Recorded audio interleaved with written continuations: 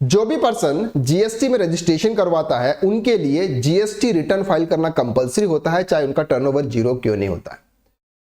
तो आज के इस वीडियो में हम समझने वाले हैं कि सर जीएसटी में टोटल कितने टाइप्स के रिटर्न्स होते हैं, उनकी क्या ड्यू डेट होती है, उसके अंदर कौन कौन सी डिटेल्स फिल की जाती है, यह सब कुछ आज हम इस लेक्चर के अंदर डिटेल में समझने वाला है।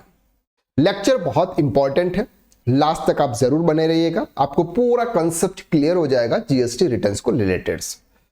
अब बात करते हैं सबसे पहले जीएसटी की। अगर हम बात करते हैं तो जीएसटी में क्या होता है, दो चीजें होती है। एक होता है सप्लाई, यानी कि हम किसी भी पर्सन्स को गुड्स या सर्विस सप्लाई करते हैं यानी कि सेल करते हैं।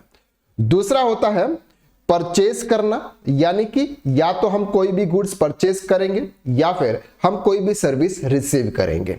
बस दो एस्पेक्ट होता है, एक होता है सप्लाई और दूसरा होता है परचेज।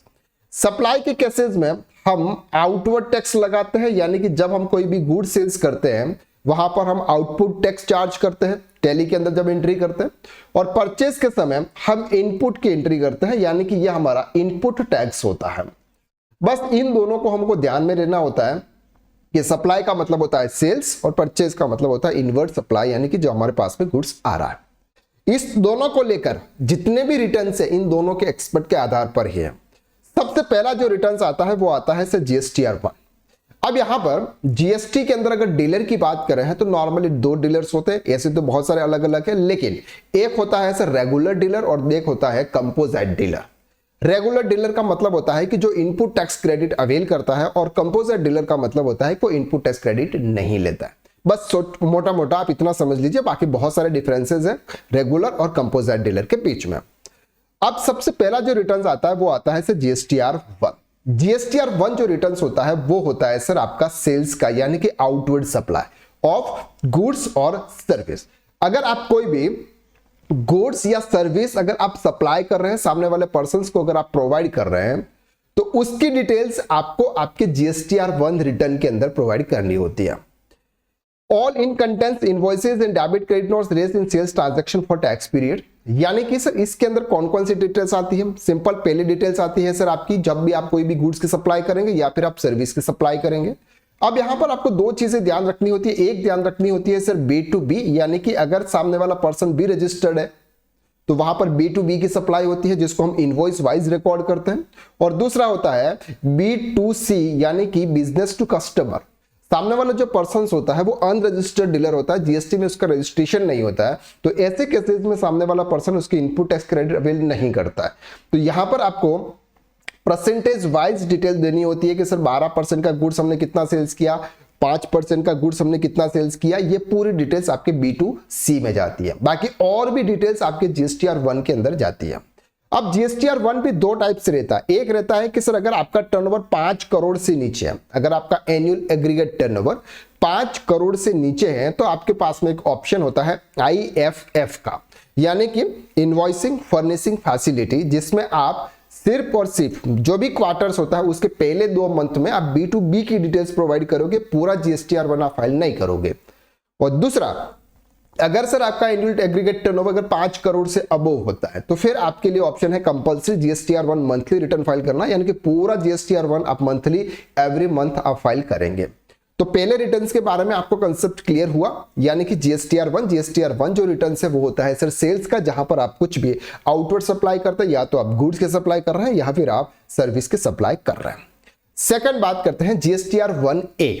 ये जो रिटर्न्स है ये अभी अभी आया है, क्योंकि उन्होंने बताया कि सर जीएसटीआर 3B जो हमारा रिटर्न्स होता है वो रिटर्न्स ब्लॉक होने वाला है। अगर जीएसटीआर 3B अगर ब्लॉक हो जाता है, उसमें अगर आप कोई भी चेंज नहीं कर पाते हैं, और जीएसटीआर 1 के अंदर अगर आप कुछ गलती हो गई है तो उस गलती को अगर आपको सुधारना है उसी मंथ में, यानी कि जीएसटीआर 3B फाइल करने से पहले, तो आपके पास में एक और रिटर्न्स आ जाता है जीएसटीआर 1A।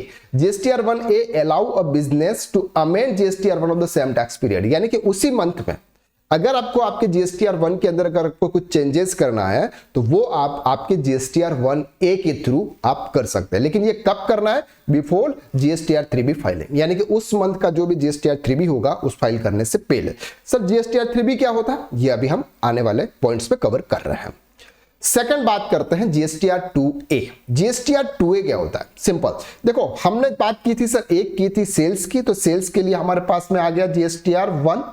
अब बात करते हैं दूसरी परचेस की, तो परचेस के लिए दो रिटर्न है, एक है सर जीएसटीआर 2A और एक है रिटर्न जीएसटीआर 2B, यानी कि दोनों रिटर्न जीएसटीआर 2 है, ये जो रिटर्न होता है वो आपका परचेस के लिए होता है। बस उसको दो पार्ट में और डिवाइड कर दिया, एक जीएसटीआर 2A कर दिया और एक कर दिया जीएसटीआर 2B। जीएसटीआर 2A और 2B के अंदर सिंपल सा डिफरेंसेस है। ये जो डिटेल्स होती है, ये जो रिटर्न होता है, इसमें सिर्फ इनवर्ड सप्लाई की डिटेल्स आती है, यानी कि अगर आप कोई भी गुड्स या फिर अगर आप कोई भी सर्विस परचेस कर रहे हैं किसी भी रजिस्टर्ड डीलर से, सामने वाला पर्सन उसका जीएसटीआर 1 फाइल करता है, वो डिटेल आपके जीएसटीआर 1A और जीएसटीआर 2B के अंदर आती है। जीएसटीआर 1 जो होता है वो मंथली परचेज का रिटर्न्स होता है, यानी कि किसी भी मंथ में अगर आपका कोई भी इनवॉइस अगर सामने वाले पर्सन ने उसके जीएसटीआर 1 के अंदर डाला है तो ये हमारे जीएसटीआर 2A के अंदर दिखेगा। क्लियर है? एक और रिटर्न्स होता है जीएसटीआर 2B। जीएसटीआर 2B जो रिटर्न्स होता है ना, वो होता है सर एवरी मंथ वो फ्रीज हो जाता है। एवरी मंथ फ्रीज हो जाने का मतलब होता है कि सामने वाले पर्सन ने अगर अप्रैल मंथ का रिटर्न डिटेल्स, कोई भी इनवॉइस की डिटेल अगर उसने सितंबर मंथ में डाली तो अप्रैल मंथ की रिटर्न्स जीएसटीआर 2A के अप्रैल मंथ में जाएगी, लेकिन जीएसटीआर 2B के सितंबर मंथ में जाएगी, क्योंकि उस पर्सन ने सितंबर मंथ के जीएसटीआर 1 के अंदर डिटेल डाली थी। तो जो भी हम इनपुट टैक्स क्रेडिट लेते हैं जीएसटीआर 3B के अंदर, वो हम लेते हैं एज पर जीएसटीआर 2B, यानी कि उस मंथ में सामने वाले पर्सन ने उसके जीएसटीआर 1 के अंदर जो भी डिटेल्स फिल की है वो आपके जीएसटीआर 2B के अंदर आती है। क्लियर हो गया आपको यहाँ पर? चलिए, तो जीएसटीआर 2B आपको समझ में आ गया। जीएसटीआर 2B सर नॉर्मली 14 के बाद आपका यहाँ पर डिटेल्स फ्लो होती है, क्योंकि सामने वाले पर्सन के लिए 13 डेज तक रिटर्न फाइल करने का टाइम पीरियड होता है। 13 के बाद 14 से क्या हो जाता है, आपके जीएसटीआर 2B के अंदर जो डेटा होता है वो आपका यहाँ पर आ जाता है। नेक्स्ट रिटर्न है जीएसटीआर 3B। जब कोई रजिस्टर्ड पर्सन की बात करते हैं तो रजिस्टर्ड पर्सन के लिए क्या होता था सर? जीएसटीआर 1 किसके लिए है? सेल्स के लिए। जीएसटीआर 2B किसके लिए है सर? परचेज के लिए। अब सेल्स में आपका आउटपुट टैक्स आ जाता है, परचेज में आपका इनपुट टैक्स आ जाता है।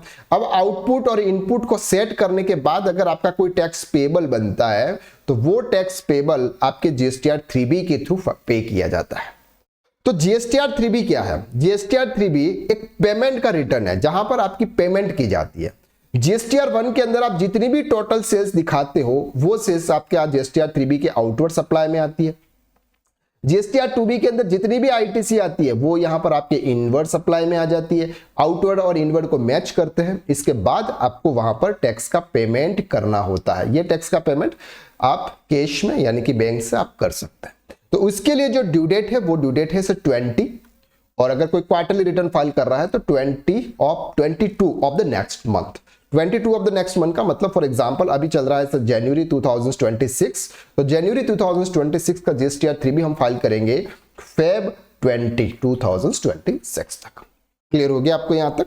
तो ये जो तीन रिटर्न्स थे, ये तीन रिटर्न्स आपके रेगुलर टैक्स पेयर के लिए थे, यानी कि जो पर्सन जीएसटी में रेगुलर डीलर के रूप में अगर वर्क कर रहा है, इनपुट टैक्स क्रेडिट अवेल कर रहा है, तो ऐसे केसेस में जीएसटीआर 1, जीएसटीआर 2A 2B और जीएसटीआर 3B।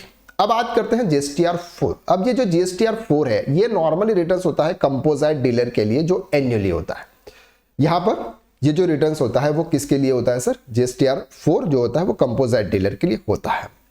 नेक्स्ट आता है सर जीएसटीआर 5। जीएसटीआर 5 की अगर हम बात करते हैं तो ये जो रिटर्न्स होता है ये non resident foreign tax payer के लिए होता है, यानी कि कोई विदेशी इंडिया में आकर अगर कोई बिजनेस कर रहा है तो उसके लिए जो रिटर्न्स होता है वो जीएसटीआर 5 होता है। तो नॉर्मली ये रिटर्न्स हमारे लिए इतना एप्लीकेबल नहीं होता है। जीएसटीआर 6 की अगर हम बात करते हैं तो ये होता है सर इनपुट सर्विस डिस्ट्रीब्यूटर के लिए। जो अपने इनपुट सर्विस होते हैं वो अपनी ब्रांचेस को डिस्ट्रीब्यूट करते हैं, ऐसे पर्सन जो होते हैं उनके लिए जीएसटीआर 6 फाइल किया जाता है। क्योंकि एक मेन ब्रांच होती है वो एक इनवॉइस रिसीव करती है, उस पर जो भी उसका इनपुट टैक्स क्रेडिट होता है वो अलग अलग अपनी जो ब्रांचेस को डिस्ट्रीब्यूट करती है। तो सामने वाला जो अपनी जो ब्रांच होती है उसको इनपुट टैक्स क्रेडिट अवेल करवाने के लिए जीएसटीआर 6 फाइल किया जाता है, और उसकी जो ड्यू डेट होती है वो होती है sir 13 of the every month, यानी कि नेक्स्ट मंथ की 13 डेट तक। अब बात करते हैं सर जीएसटीआर 7। जीएसटीआर 7 फाइल करते हैं सर जो भी टीडीएस डिडक्ट करता है अंडर जीएसटी। ऐसे पर्सन के लिए जीएसटीआर 7 रिटर्न फाइल किया, यानी कि कोई पर्सन अगर किसी का टीडीएस डिडक्ट कर रहा है अंडर जीएसटी तो उसको जीएसटीआर 7 फाइल करना कंपलसरी होगा, और उसके लिए जो ड्यू डेट है वो है sir 10th of the every month. Okay, next है जीएसटीआर 8। जीएसटीआर 8 जो होता है वो ई कॉमर्स ऑपरेटर के लिए होता है। ई कॉमर्स ऑपरेटर का मतलब जैसे जोमेटो हो गया, उबर हो गया, ये जो लोग इलेक्ट्रॉनिकली काम कर रहे हैं, साइट पर काम कर रहे हैं, वेबसाइट बनाकर काम कर रहे हैं, ऐसे पर्सन जो होते हैं उनको ई कॉमर्स ऑपरेटर। तो ई कॉमर्स ऑपरेटर के जो गुड्स की सप्लाई मतलब जो सर्विस दे रहे हैं उनके लिए, तो उनके लिए जो ड्यू डेट है वो है sir 10th of every month. अब ये तो रिटर्न सर अपने अपने अलग अलग पर्सन के हिसाब से हो गए। अब बात करते हैं सबसे important GSTR 9 return. GSTR 9 return जो होता है वो रेगुलर टैक्स पेयर के लिए एनुअल रिटर्न्स होता है। एनुअल रिटर्न का मतलब होता है कि मैंने अप्रैल मंथ से लेके मार्च मंथ के बीच में जो भी मैंने जीएसटी की रिटर्न्स फाइल की है, जीएसटीआर 1, जीएसटीआर 2B के अंदर डिटेल आई, जीएसटीआर 3B मैंने फाइल किया, आईटीसी मैंने क्लेम की, आईटीसी को मैंने रिवर्स किया, फिर से मैंने उसको रीक्लेम किया, कोई आईटीसी मेरी परमानेंट थी जो मैंने इसको ब्लॉक कर दिया, यानी कि परमानेंटली रिवर्स कर दिया। ये सब चीजें मैंने पूरे साल में की, उसका पूरा एक कंसोलिडेटेड डेटा आपके जीएसटीआर 9 के अंदर जाता है। ये नॉर्मली जिसका टर्नओवर 2 करोड़ रुपए से अबोव होता है उनके लिए कंपलसरी होता है, और जिसका टर्नओवर 2 करोड़ से नीचे है उनके लिए ऑप्शनल है। अगर वो फाइल करना चाहते हैं तो कर सकते हैं, अदरवाइज उनके लिए कोई भी मैंडेटरी नहीं है। जिसको जो ड्यू डेट होती है वो नेक्स्ट ईयर की 31 दिसंबर होती है। अगर हम फाइनेंशियल ईयर 24-25 की अगर बात करते तो उनके लिए ड्यू डेट थी सर 13 दिसंबर 2025। क्लियर हो गया आप? तो ये है जीएसटीआर 9। नेक्स्ट रिटर्न है जीएसटीआर 9C, जिसका टर्नओवर 5 करोड़ से अबोव है उनके लिए जीएसटीआर 9C फाइल करना कंपलसरी होता है, और उनके अंदर सिर्फ बैलेंस शीट यानी कि रिकंसिलिएशन स्टेटमेंट यहां पर प्रोवाइड किया जाता है। और लास्ट रिटर्न होता है सर नॉर्मली जीएसटीआर 10। अगर कोई पर्सन अपना जीएसटी नंबर सरेंडर कर रहा है यानी कि जीएसटी कैंसिल कर रहा है, ऐसे केसेस में जीएसटीआर 10 फाइल करना उसके लिए मैंडेटरी होता है। कब?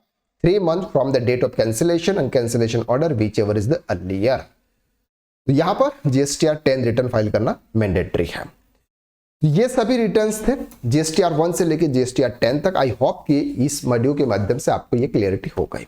अगर आप as a tax consultant work करना चाहते हैं या फिर आप प्रोफेशनल अकाउंटेंट बनना चाहते हैं तो हमारे दोनों कोर्सेज है, दोनों कोर्सेज की लिंक आपको डिस्क्रिप्शन में शेयर की हुई है, हम वहां पर जाकर आप जरूर चेकआउट कर सकते हैं। तो आज के लिए बस इतना, नेक्स्ट वीडियो में हम फिर मुलाकात करते हैं, तब तक के लिए thank you so much, have a nice day.